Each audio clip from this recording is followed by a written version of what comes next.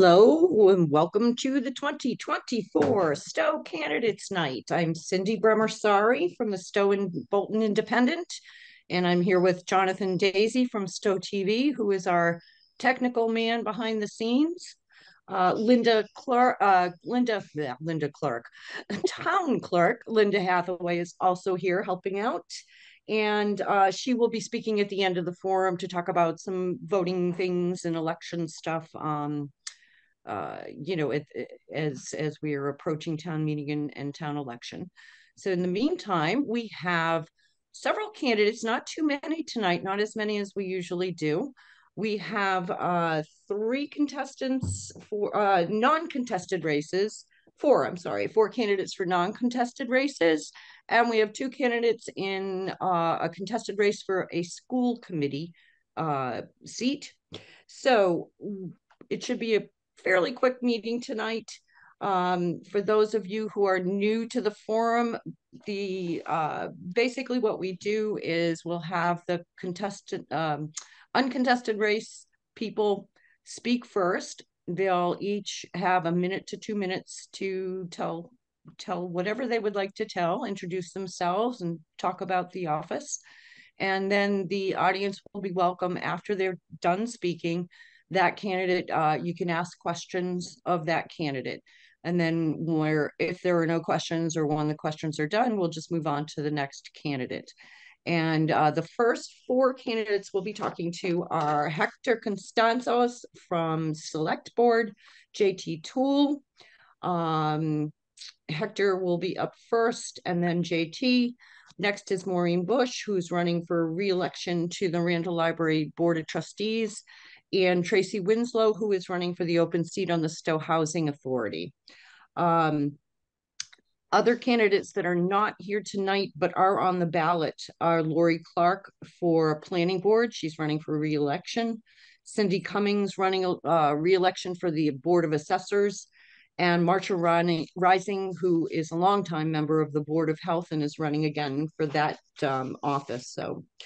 And we also have a contested race for school committee, Andrea Kennedy and Lindsay, and I'm going to mess up her name, and it's not, I'm going to get it wrong. It was Garsick, and that's pretty much easier. And we'll have her introduce herself with the right name. They are both running for the open seat on the school committee, and each one of them will be given the opportunity to have an introductory comment. And I have a few questions for them, and then we'll see how many people have questions, and other people in the audience are welcome to ask them questions. And when we're all done with questions, Linda will speak and we'll be done for the night. So that's it.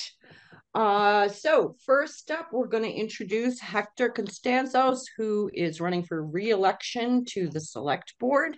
Hector, it's all you.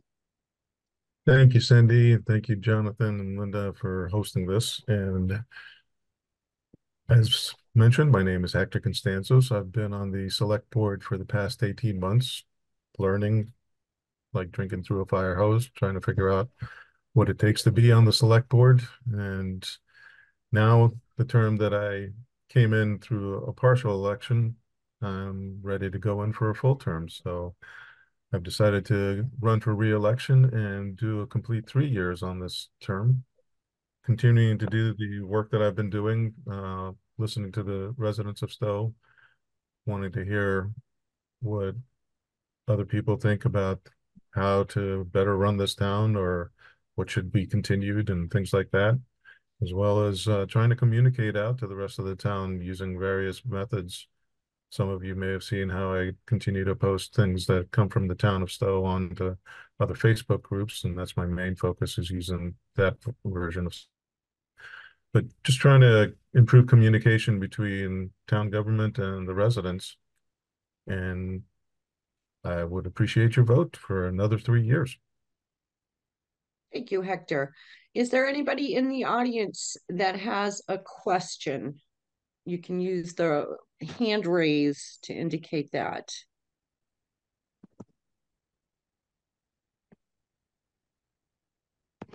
I don't see anything.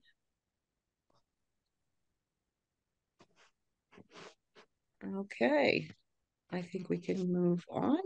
All right, up next is JT Toole. Good evening. I want to thank Cindy, Jonathan, and Linda for hosting this, but I also want to give a shout out to all the folks that are here tonight that could make it, for being willing to step up and serve in the different capacities on the different boards, and for the contested race. Both seem to be passionate and actually very qualified, so good luck to both of you. I've been on the board, finishing out the term of my predecessor, and I decided to run for re-election for a full term myself. In the time that I've been involved on the select board, a couple of things have really struck me, talking with folks around town. And I really feel I'd like to continue to work on really opening up the transparency in our town government, and continue to move forward so that folks feel that they can talk to any of us about any of the issues that are concerning for them, but also feel confident that all of us are working toward the betterment for the town. The other thing that has really struck me over this year is we have a pretty good community, and there's an awful lot of really good folks who have really been willing to volunteer on a number of different boards, but also working groups, subcommittees, things that really present as unsung heroes. And I really want to give a shout out for that as well. So I would be honored with the votes if, to continue and to carry on. And thank you. Thank you, JT. Does anybody in the audience have any questions for JT?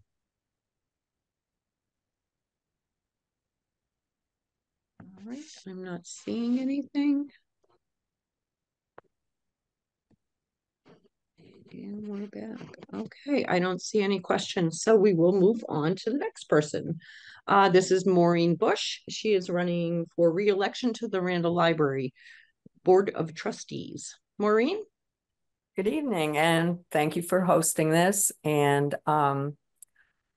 as you mentioned, I'm running for re-election. I've served the last 8 years. Like Hector and JT, I originally came in to complete an unexpired term of someone who had to leave before their term was up. And then I ran for 2 full terms. And I'm currently the chairperson of the trustees. And I'm running because I believe that the library is a vital part of our community. It's one of the many assets that the town has that creates more of a community. And so I just want to continue to support it and make it the best it can be. And I would like to see the construction project through to completion, since I've been on the board for all the gearing up for it. So I would like to see it through. And that's about it. All right, thank you. Does anybody have any questions for Maureen? I'm going through.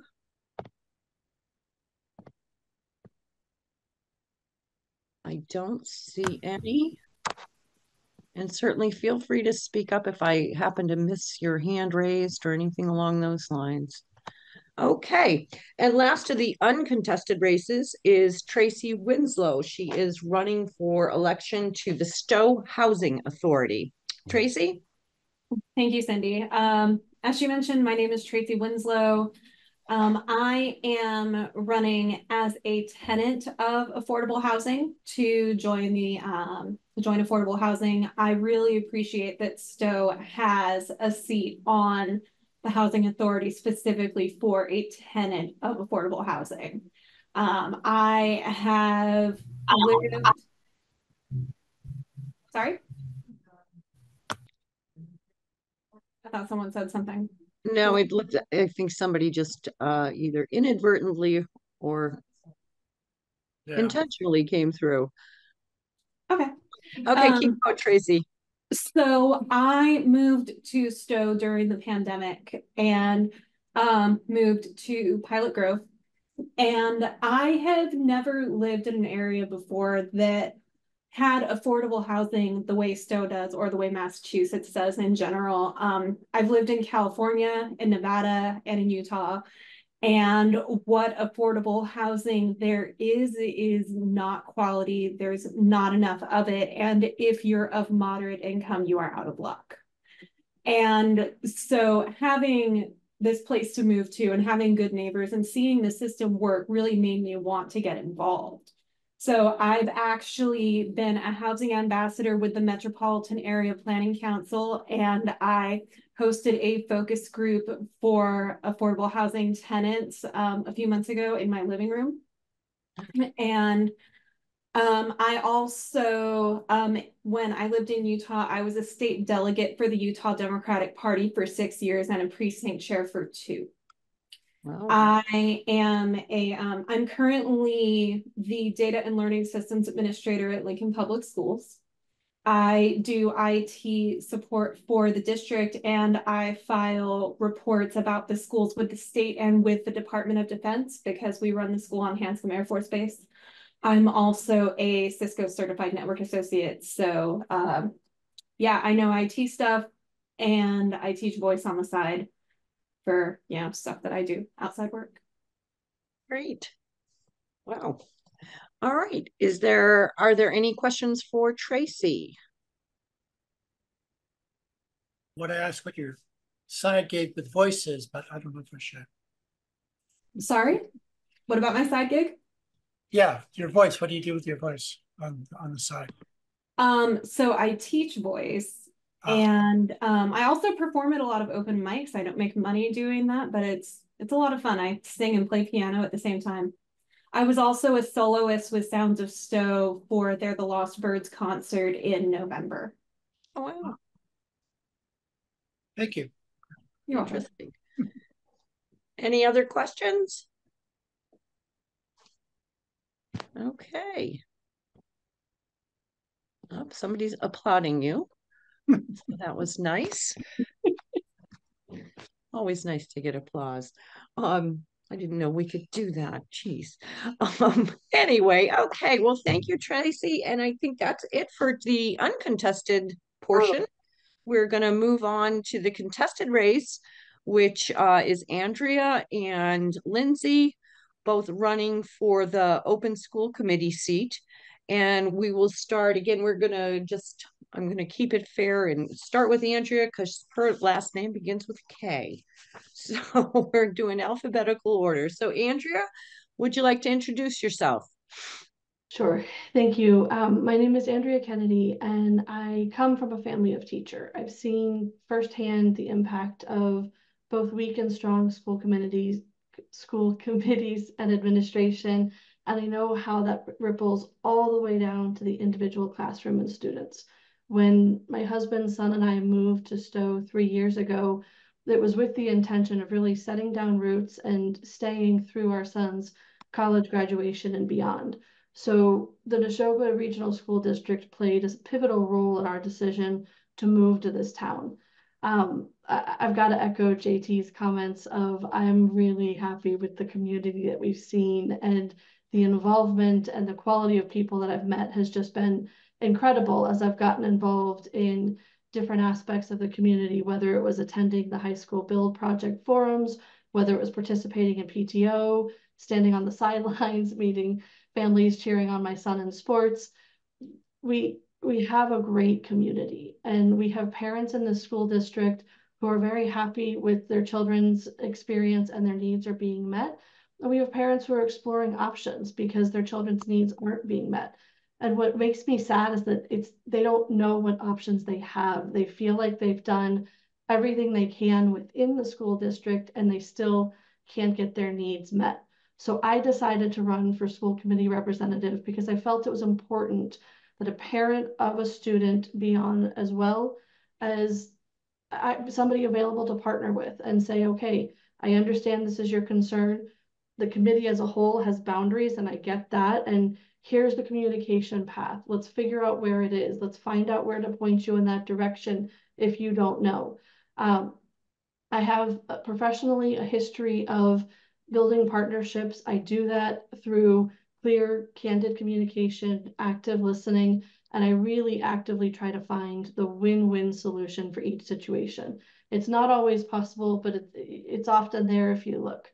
And I look forward to bringing that passion and skill set to the school committee as a Stow representative. Thank you. Thank you. Okay, and we're going to hold off on questions for now and allow Lindsay to introduce herself. We're not even going to try the last name, are we? Rough Nope. one. Nope. You can Don't say kill it. me, Cindy. Apparently, I still say it wrong, so you're fine. So, hi, everybody. My name is Lindsay Stakewitz. As Cindy mentioned earlier, some of you might actually know me as Lindsay Garsick. I grew up in town, moved away briefly, and in 2019, I moved back with my husband and my then daughter. We now have a son, a 2-year-old. My husband, Matt, might be familiar to some of you. He is the current chairperson for the Conservation Commission. So you might have seen him around town. When I first heard of this opportunity, I was really excited to get involved in Stow. Stow supported me my entire life. My mom was very involved. She was a Penny, if anyone knows her. Was a big player at the COA, which is an outstanding organization. If you ever need any resources, definitely first stop, go there. And so I wanted to step up and I wanted to get involved. And I have a background in many different things. My career path has taken me in many directions, starting at Shelburne Farm, as many Stow kids do, moving through the ranks, going up in through some corporate retail background, a lot of budgeting and financing. I worked in medical supply chain through the early years of the pandemic. So it takes a lot to get me riled up, that along with the 2-year-old. So I'm pretty level-headed. So hopefully I can bring that to the school committee. And also, it's the school and the life that our children are leading is wildly different than what I grew up with. So even though this is the house that I grew up in, the town that I grew up in, what my children and the rest of the caregivers' children are going to be facing is very, very different. And it's our responsibility to make sure that we're involved in how they interact with the world, how they prepare themselves for the world. And if I can be part of a committee that helps them prepare for life beyond Stow and beyond the Neshoba School District, I would be incredibly grateful, and hopefully can steer and help steer the committee in the right direction. Thank you. Thank you. Okay, does anybody in the audience have questions for the school committee candidates? Yeah. All right, first hand I see is Jackie Spataro. Jackie, go ahead and unmute yourself and you can, we'll start with, since Lindsay's on screen, we'll start with the question for well, it'll be for both of them, but we'll allow Lindsay to answer first. So Jackie, go ahead. Thank you so much. Both of you, I can tell that you both have a heart for community spirit, and that's wonderful. And I'm so excited that we have such a great choice in both of you. Thank you both for running. I'm interested in if you have put any thought into what subcommittee that you would like to serve on. The school committee has more than a few subcommittees, and I didn't know if you both had any thoughts on which subcommittee you'd like to serve on. Thank you. Yes, so I actually originally was more interested in the communications subcommittee. I know that that has been a hot topic with the school committee, and as a parent of a kindergartner and a child that is in daycare, I definitely understand how critical the communication pipeline is. Definitely still an area that I'm very interested in, but I'm actually more interested in the budgeting as we move forward. I've been doing a lot of research into what the budgeting looks like, and there's a huge amount of information I do not know. I do not pretend to be an expert in budgeting in any way, shape, or form. But I think how it impacts the different schools within the district and the different tax groups within the different schools and all that thing. I think it's an area where I could grow and learn a lot and really help support Stow, especially as we move forward and our dynamic changes. So for example, Lancaster, they've seen, I think, a 7% increase in school age enrollment, whereas Stow has seen a negative 8%. So we've dropped. So we have less families, whereas Lancaster is growing with families. So just as the different towns shift, I think it'd be interesting to be part of the budgeting. How do I get a hand? Hi, Anne. Yeah. Oh, she's off. All right. Lindsay, are you all set with your answer? Okay, let's move same question to Andrea. So I went back and forth, and part of it is I wanted to understand kind of where there was a need on a committee where they needed additional voices or participants. So I was open to looking into that, but personally, my priority and preference would be along the communication line. There are a few different things that I've seen across the board where I think the communication could help, and some of the questions that are being asked, the information is on the site. It's just not necessarily in a way that everyone can find easily and understandably. And I really want, I mean, if we have parents who want to be engaged and who want to ask questions, I want to help make sure that there aren't stumbling blocks to prevent that. I want to make sure that they have the ability to find that. So that would be my preference, would be to be a part of the communication. All right, thank you. Okay, next I see Ross has his hand up. Ross, can you introduce yourself?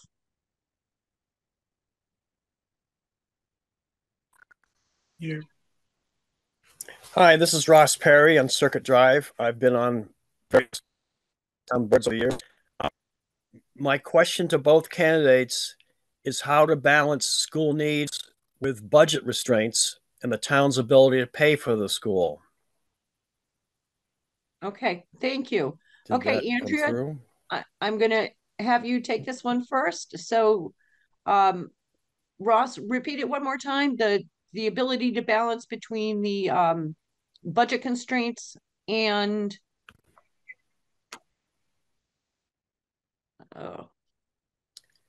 the ability to balance the school's needs with budget constraints and the ability of taxpayers to pay the increase. Okay. All right, Andrew, you got all that? I think so. Okay, take it away.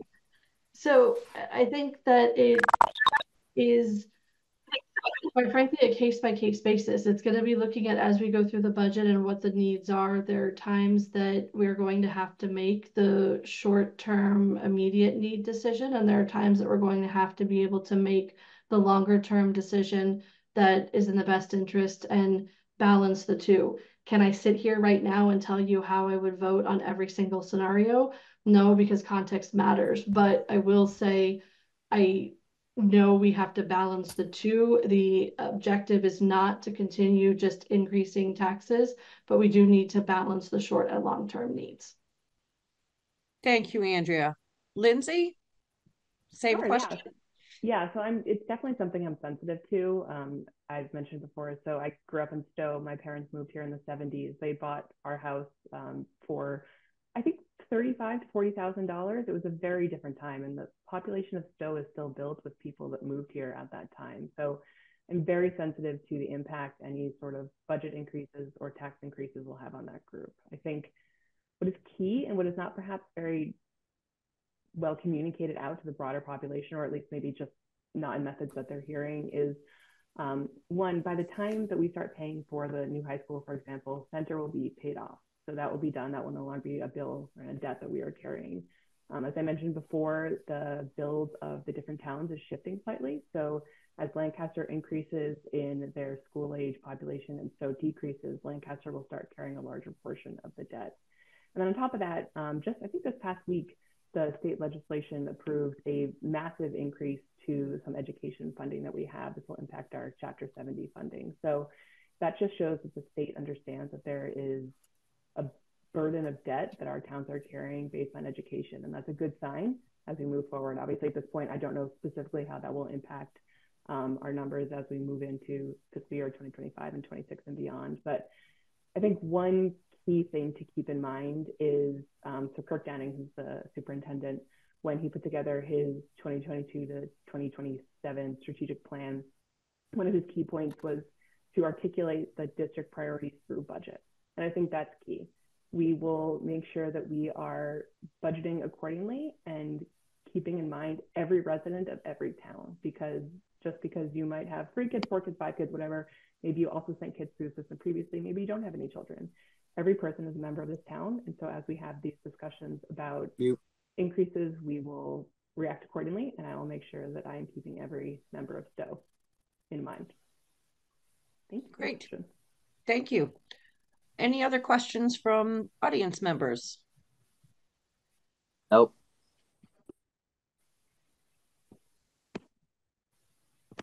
All right. I don't see any other hands raised. I had a couple of questions I wanted to pass. Uh-oh.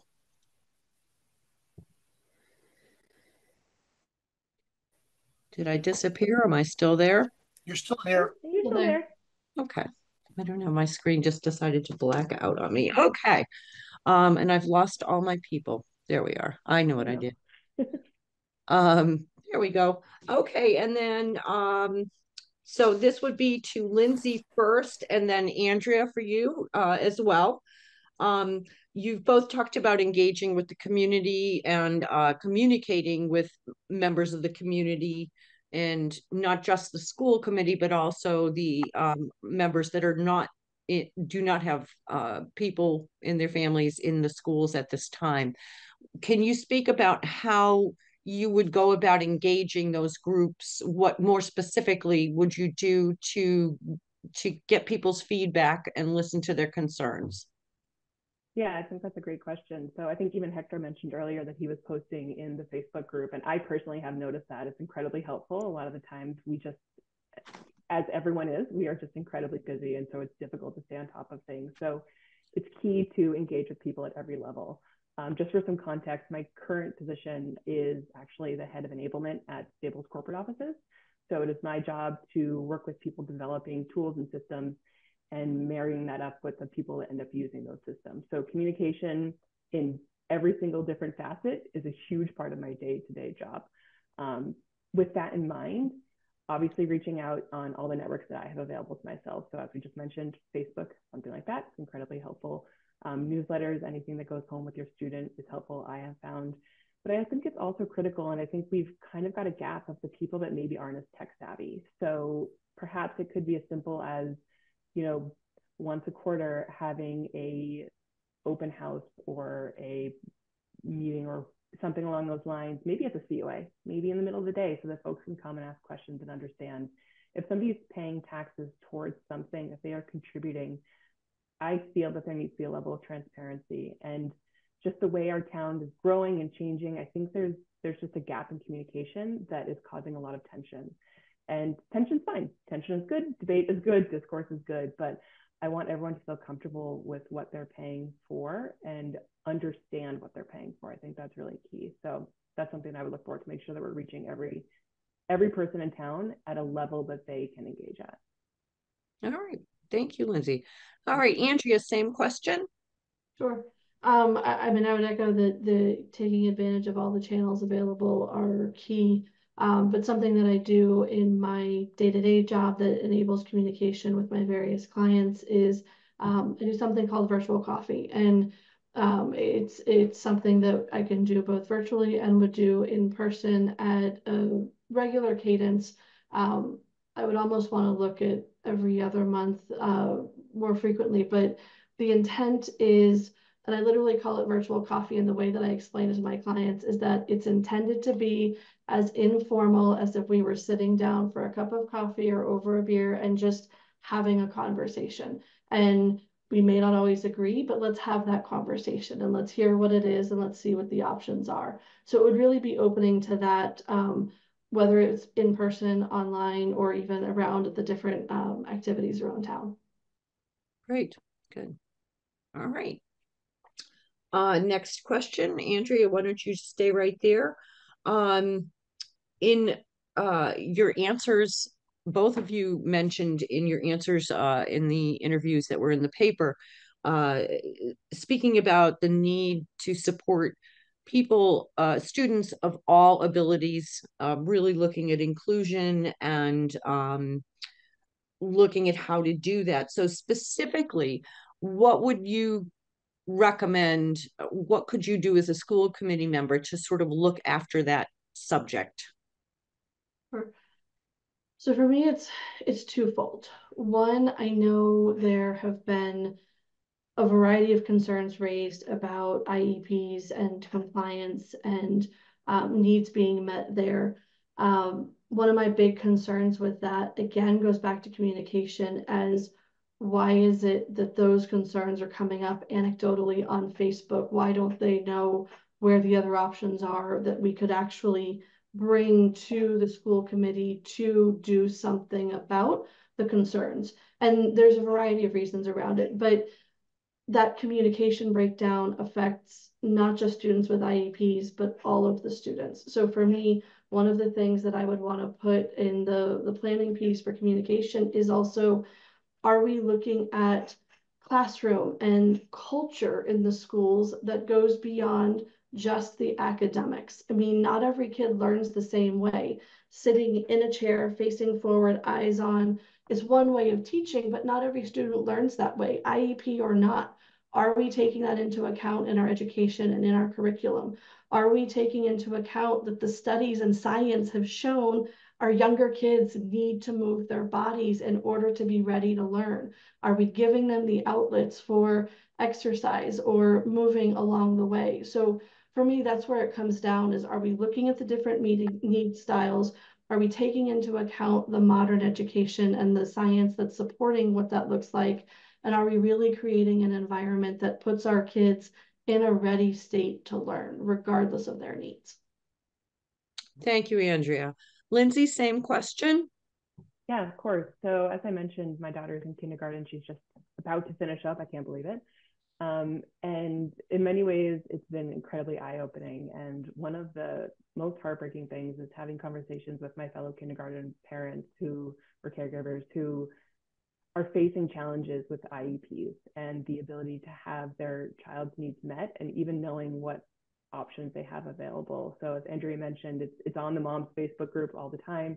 Actually, I'm quite close with the woman who posted a certain post soliciting feedback about anybody else that had been having challenges with their IEPs. And it just really breaks my heart that this is landing on parents. And this is nothing against caregivers or the educators. They have very limited things at their disposal. They're trying their best, but it really is up to our school committee and our schools and the superintendent to make sure that we are supporting every student in every classroom. And they are making moves. So as I mentioned, the coming out of the 2015 audit of Neshoba and the whole district, there was a lot of feedback about curriculum and how it was lacking and how it really wasn't supportive of every single student and all of their learning styles. So at Hale, for example, they're implementing LEAP, which helps children that are struggling with reading and dyslexia. So that is, one step that they're making. But it's definitely on us and it's on the school committee to make sure that we are budgeting correctly to support every single student.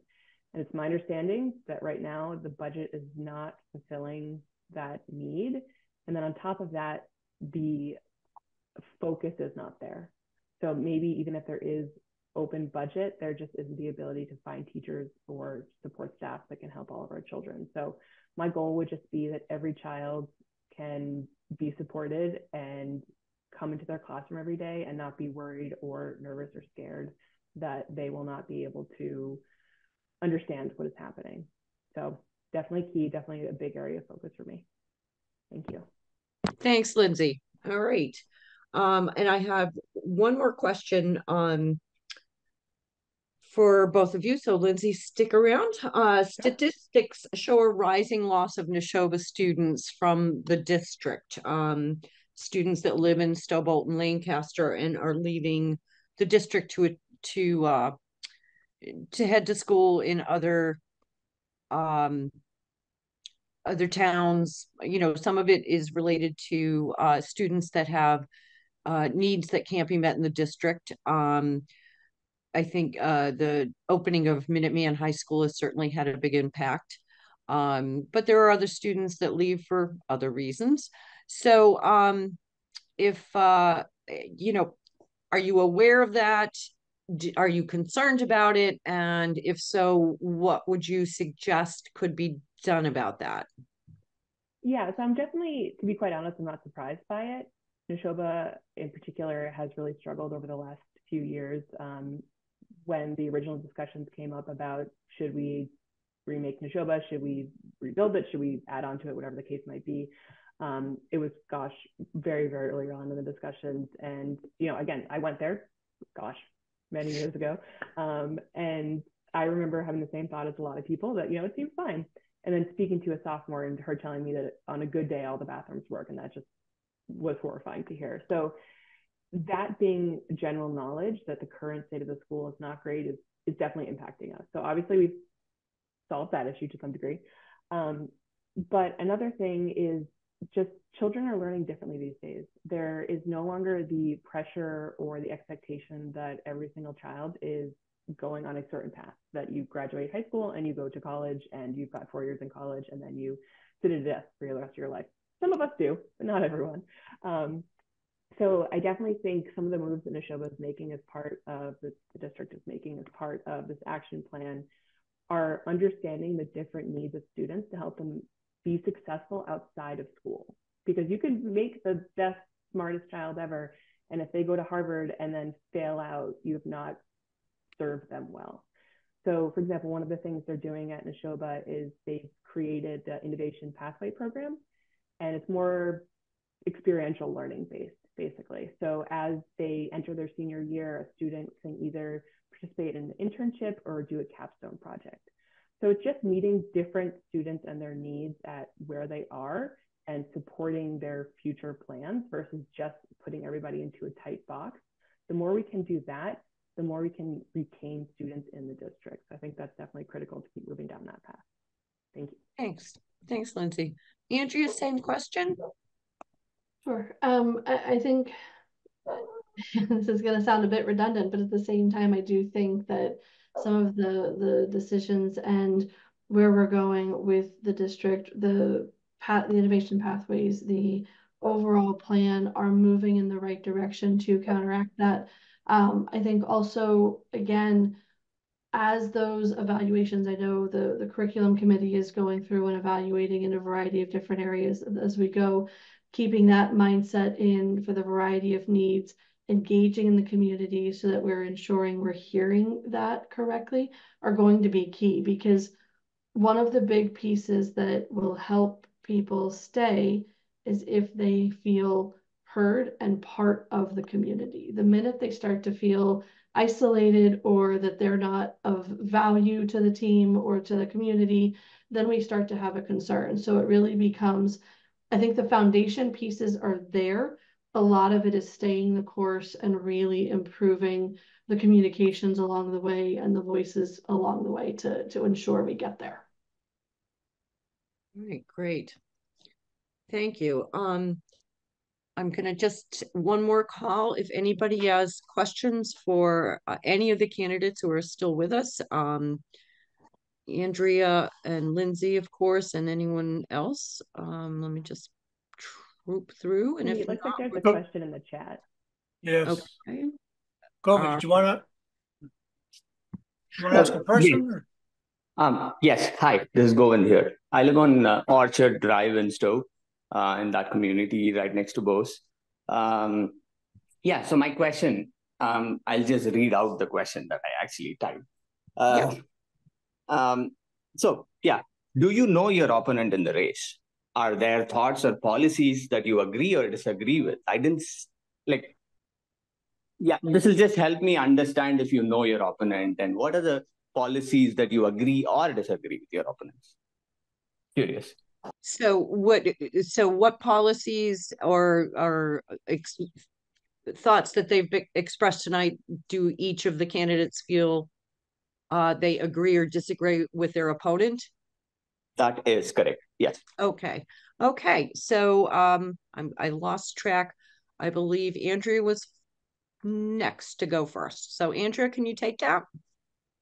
No, I don't know, Lindsay. We haven't overlapped until this event, and in this race. I think there are a lot of similarities between what Lindsay and I are both passionate about and where we're looking at. I mean, a lot of the similar comments. I think, while there is a significant focus on the IEP, where I differ is, I think the reactions and the concerns around the IEP are systemic of a more fundamental problem that I want to take the step back and look at holistically and not just with that one lens. But I think that's the only nuance that I've come across. Okay. Lindsay? Yeah, no, I think that's a very fair question. No, at this point, so as Andrea mentioned, we have not crossed paths. I think Andrea has an older child and I just have one in kindergarten and one in daycare at this point. So funny how your different activities don't align. In terms of feedback, I definitely think that we are very closely aligned on a lot of our opinions and a lot of the things that we're thinking. We're both young mothers. We definitely understand the challenges on a young working mothers, it sounds like, on a day-to-day basis of being in that position. And quite frankly, with either of us, I think you'll be fine. We understand what our parents are facing. We understand what the community as a whole is facing. I think one thing that I do have is just some general background on the history and some of the different pathways of communication within Stow. But again, that's very Stow specific, and there is a broader part of the district to keep in mind. But otherwise, I really think Andrea is doing a wonderful job, and with either of us, hopefully you'll be very happy, and we can continue to lead the school district in the right direction. Thank you, Lindsay. Okay, and Jonathan, are you able to check that chat? I'm no, we're good. We're all caught nothing up. else. Okay, Yeah. good. Okay, and any other questions? I don't see any other hands raised. I think, Linda, we're going to be ready to turn it over to you. Great. So I'm hoping everybody that's here will be at town meeting on Saturday the 11th. We'll be starting at 9 o'clock. Check-in will actually start at 8. And then following up, I'll go in chronological order. We'll be doing early voting for the town. For the town election. We're going to be doing that here downstairs on the first floor in the town building. And that's Monday, the 13th from 9 a.m. to 3 p.m. On the 14th, 9 a.m. to 7 p.m. And the 15th, 9 a.m. to 7 p.m.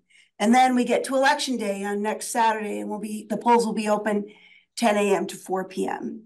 Also, if you can't make early voting and you're going to be absent from the town, like you're carting kids to soccer games, are going to be busy, we do absentee balloting is available in person until noon the day before the election, so noon on Friday the 17th. So you have multiple ways. And what I wanted to let you also know is we still have a vacancy on the library trustees. It's vote for 2. So if you know of anybody that wants to do a write-in, please have them contact us. But we're looking for someone to run for that open space as well. And then let me see, I had another note here. Oh, the ballot question. So we have a ballot question. I'm going to try to share my screen to show you where you can find everything town meeting. So this, if you went to the Stow homepage, the 3rd item down on the news and announcement will take you to the town meeting information.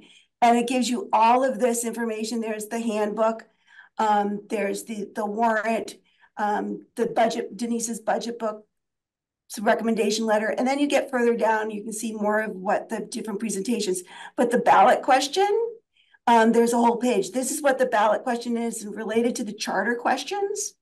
And then if you want to see which ones we voted in May of 2023 and September of 2023, you can get to them and it will tell you all the different changes that were being made to the charter.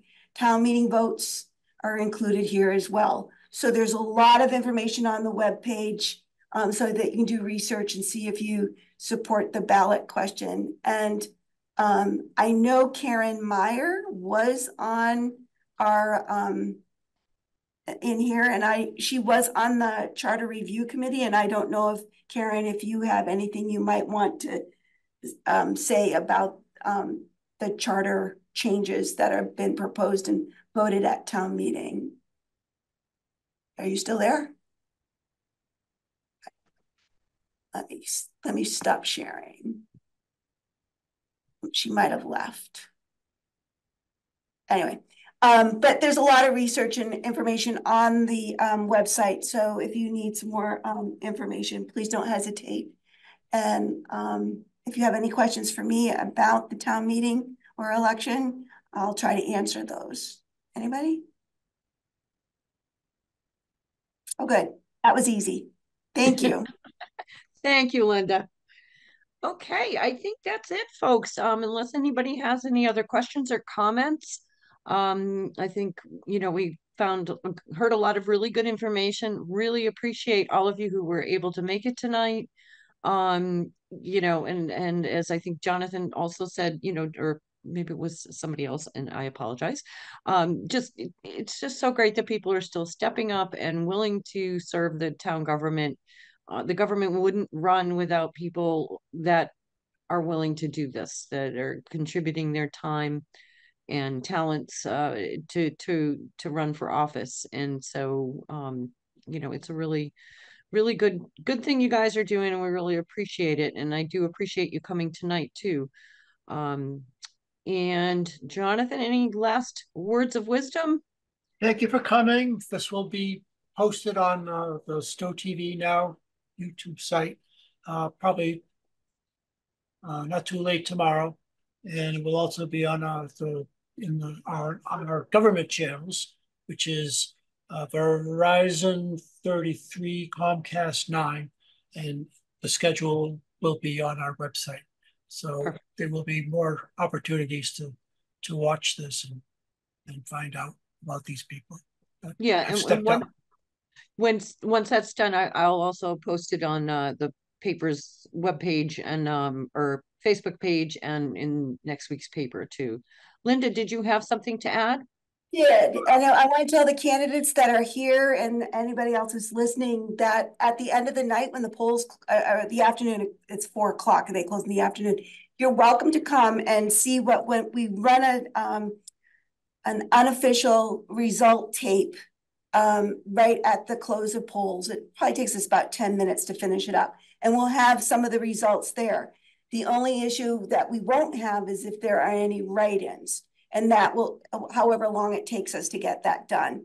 But you can certainly come and be there present to hear what the results are. We will, as soon as we get everything done and get back to town building, we'll get the information posted online.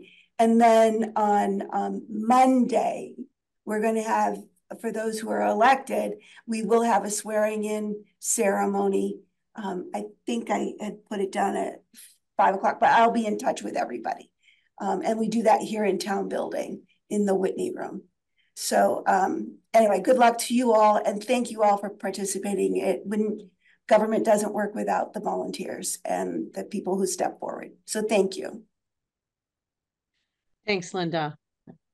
All right, I think that's it, folks. We're done. Jonathan, you can sign us off at any time. And once again, just thanks to everybody for coming in and taking your time to speak. Okay. Thank you. Thank you. Have a great Thank night, you. everyone. Good night, everybody. Bye. Good night. Thank you, everyone. Good night.